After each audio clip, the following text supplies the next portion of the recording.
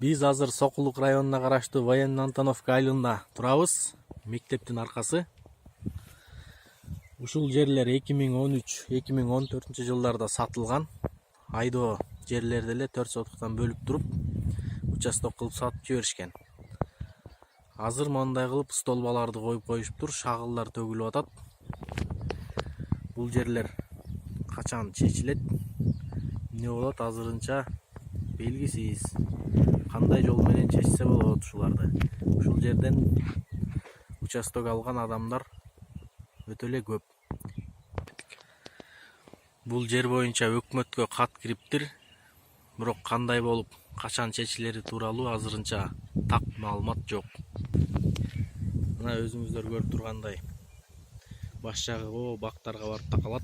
А бул жагы болсо айдоо талаасы болуп кетет. Ушунун ортосунан сатылган да.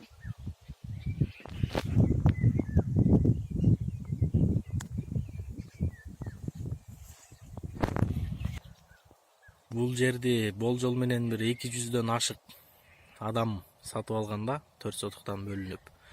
Ошончо адам ошо 6-7 жылдан бери чече албай келет ушул жерди.